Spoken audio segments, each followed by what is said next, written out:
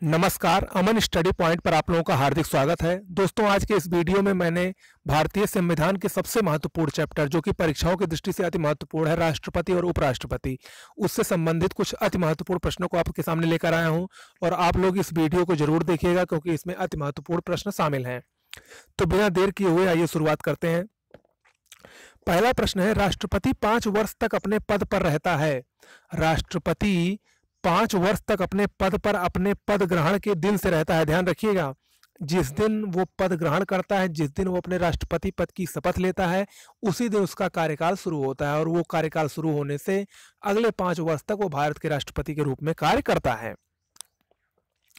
अगला है, राष्ट्रपति पर महाभियोग का आरोप संसद के किस सदन द्वारा लगाया जा सकता है। अगर कोई राष्ट्रपति को महाभियोग लगाकर हटाना है तो वो केवल लोकसभा में लाया जा सॉरी इसमें ऑप्शन सी सही होगा। संसद के किसी भी सदन में राष्ट्रपति पर महाभियोग का आरोप लग सकता है। ठीक है, ऑप्शन सी इसमें सही होगा। अगला है, भारत में राष्ट्रपति का चुनाव किया जाता है। भारत में राष्ट्रपति का चुनाव किस विधि द्वारा होता है। भारत में राष्ट्रपति का चुनाव एकल हस्तांतरणीय मत प्रणाली द्वारा होता है। ऑप्शन बी सही है, एकल हस्तांतरणीय मत प्रणाली द्वारा। अगला है, निम्नलिखित में से कौन भारत के राष्ट्रपति के निर्वाचन हेतु निर्वाचक गण में सम्मिलित नहीं है। ये बहुत अच्छा प्रश्न है, आप लोग इसको सोच कर बताइए। 5 सेकंड का टाइम है। चलिए मैं बता रहा हूं, देखिए भारत के राष्ट्रपति के निर्वाचन हेतु जो निर्वाचक गण होता है उसमें ऑप्शन डी सही होगा, राज्य की विधान परिषद के निर्वाचित सदस्य सम्मिलित नहीं होते हैं। ध्यान रखिएगा।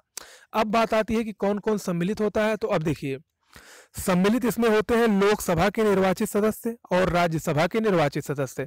ये भी ध्यान रखिएगा कि लोकसभा और राज्यसभा के सिर्फ निर्वाचित सदस्य ही सम्मिलित होते हैं, ना कि मनोनीत सदस्य। ठीक है, और इसके अलावा राज्य की विधानसभाओं के निर्वाचित सदस्य भी, राज्य की विधानसभाओं के सिर्फ निर्वाचित सदस्य, ना कि मनोनीत सदस्य। और इसके अलावा दिल्ली और पौंडीचेरी विधानसभा के निर्वाचित सदस्य इसमें सम्मिलित होते हैं राष्ट्रपति के निर्वाचन में। अगला, भारत में राष्ट्रपति की मृत्यु, पद त्याग या हटाए जाने पर पद में हुई रिक्ति को भरने की समय सीमा क्या है। भारत में अगर किसी राष्ट्रपति की आकस्मिक मृत्यु हो जाती है, पद त्याग होता है या हटाया जाता है, तो उसके रिक्ति को हुई भरने की समय सीमा 6 माह होती है। ऑप्शन डी सही है, 6 माह। अगला है, भारत के राष्ट्रपति अपना त्याग पत्र किसको संबोधित करके देते हैं। भारत का राष्ट्रपति अपना त्याग पत्र उपराष्ट्रपति को संबोधित करके सौंपता है, यानी भारत का राष्ट्रपति अपना त्यागपत्र उपराष्ट्रपति को सौंपता है। ऑप्शन बी सही है। अगला है, भारतीय संविधान में समस्त कार्यपालिका शक्तियां निहित हैं।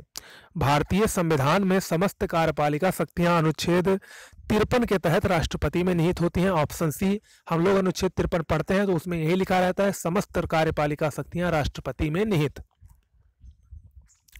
अगला है, यदि राष्ट्रपति एवं उपराष्ट्रपति का पद खाली हो तो भारत के राष्ट्रपति के पद पर कौन होता है। देखिए, यदि राष्ट्रपति का पद खाली होता है तो उस पर उपराष्ट्रपति होता है। ठीक है, और अगर संयोग से उपराष्ट्रपति और राष्ट्रपति दोनों नहीं है तो राष्ट्रपति पद का कार्यभार भारत का मुख्य न्यायाधीश देखता है। ऑप्शन बी इसमें सही होगा। पहले राष्ट्रपति रहेगा, राष्ट्रपति नहीं रहेगा तो उनका कार्यभार उपराष्ट्रपति देखेगा, और अगर दोनों नहीं रहेंगे तो उसका कार्यभार कौन देखेगा, भारत का मुख्य न्यायाधीश देखेगा। अगला है, लोकसभा और राज्यसभा की संयुक्त बैठक किसके द्वारा आहूत की जाती है। ये भी बहुत अच्छा प्रश्न है और परीक्षाओं में सबसे ज्यादा बार आया वाला प्रश्न है ये। लोकसभा और राज्यसभा की संयुक्त बैठक ये राष्ट्रपति द्वारा आहूत की जाती है। आहूत का मतलब बुलाना।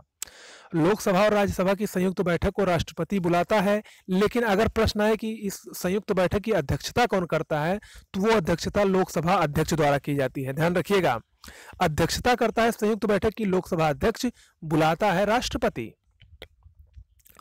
अगला प्रश्न है, भारत के राष्ट्रपति ने जिस एकमात्र मामले में अपने वीटो की शक्ति का प्रयोग किया था वह क्या था। देखिए, भारत के राष्ट्रपति के पास वीटो की शक्तियां होती हैं, हम लोग पढ़े भी हैं। पॉकेट वीटो, निलंबनकारी वीटो, तमाम तरीके से वीटो होती हैं।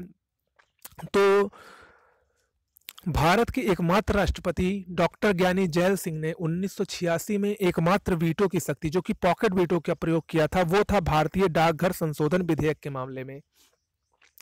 ऑप्शन सी सही है, भारतीय डाकघर संशोधन विधेयक। अगला है, भारत के संविधान के किस अनुच्छेद के अधीन भारत के राष्ट्रपति को अध्यादेश जारी करने की शक्ति प्राप्त है? भारत का राष्ट्रपति अध्यादेश जारी करने की शक्ति अनुच्छेद 123 के अंतर्गत प्राप्त करता है। ऑप्शन डी सही होगा, अनुच्छेद 123। अगला है, भारत के संविधान का कौन सा अनुच्छेद राष्ट्रपति को उच्चतम न्यायालय से परामर्श करने की शक्ति प्रदान करता है? देखिए, इसका सही जवाब होगा अनुच्छेद 143। अनुच्छेद 143 के अंतर्गत भारत का राष्ट्रपति उच्चतम न्यायालय से परामर्श करने की शक्ति प्रदान करता है। अगला है, भारतीय संविधान भारत के राष्ट्रपति को अधिकार नहीं देता है। ये भी बहुत अच्छा प्रश्न है। भारत का संविधान भारत के राष्ट्रपति को निम्न में से कौन सा अधिकार नहीं देता है? तो इसका सही जवाब होगा ऑप्शन बी, भारत का राष्ट्रपति राज्य के मुख्यमंत्री की नियुक्ति का अधिकार नहीं रखता है। ये अधिकार राज्यों के राज्यपाल का होता है, जबकि प्रधानमंत्री की नियुक्ति, रक्षा बलों का सर्वोच्च कमांडर और देश के किसी भी भाग में आपातकालीन स्थिति लागू करने का अधिकार किसको होता है? भारत के राष्ट्रपति को होता है। अगला है, निम्न में से कौन राष्ट्रपति होने से पूर्व भारत के उपराष्ट्रपति पद पर आसीन नहीं रहा? इसका सही जवाब होगा ऑप्शन सी, नीलम संजीव रेड्डी एक ऐसे राष्ट्रपति थे जो कि भारत के राष्ट्रपति बनने से पूर्व भारत के उपराष्ट्रपति के पद पर आसीन नहीं रहे थे। अगला है, सर्वसम्मति से निर्वाचित भारत के राष्ट्रपति थे। यहाँ सर्वसम्मति से तात्पर्य है निर्विरोध निर्वाचित होने वाले। निर्विरोध निर्वाचित होने वाले भारत के राष्ट्रपति एन संजीव रेड्डी, नीलम संजीव रेड्डी थे। ऑप्शन सी सही है इसमें। अगला है, भारत के निम्न मुख्य न्यायाधीशों में से किस एक ने राष्ट्रपति के रूप में कार्य किया था?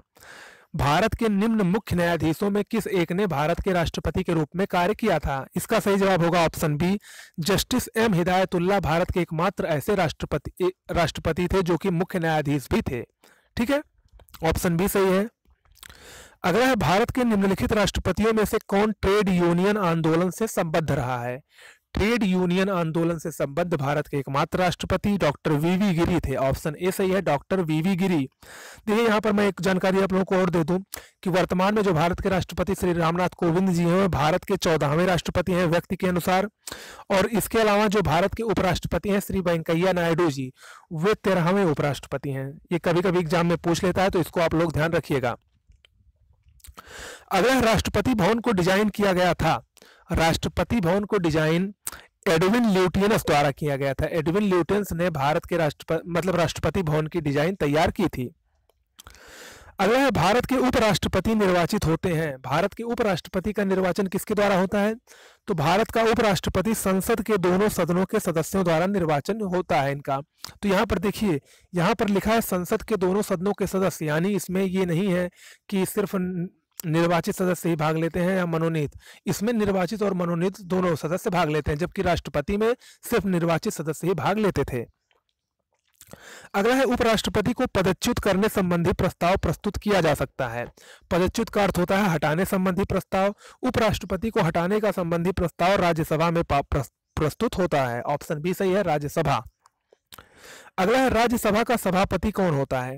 राज्यसभा का सभापति उपराष्ट्रपति होता है। ध्यान रखिएगा, उपराष्ट्रपति को राज्यसभा के सभापति के रूप में अनुच्छेद 63 के अनुसार कार्य करना पड़ता है। ठीक है, तो दोस्तों ये हमारा आज का अति महत्वपूर्ण प्रश्न हुआ और इसके संबंधित ये आंसर की है। अगर आप लोगों को पसंद आया हो तो प्लीज हमारे चैनल को लाइक शेयर सब्सक्राइब करना ना भूलें। और यूपी पुलिस के लिए टेस्ट सीरीज जल्दी ही प्रारंभ होने वाली है। धन्यवाद।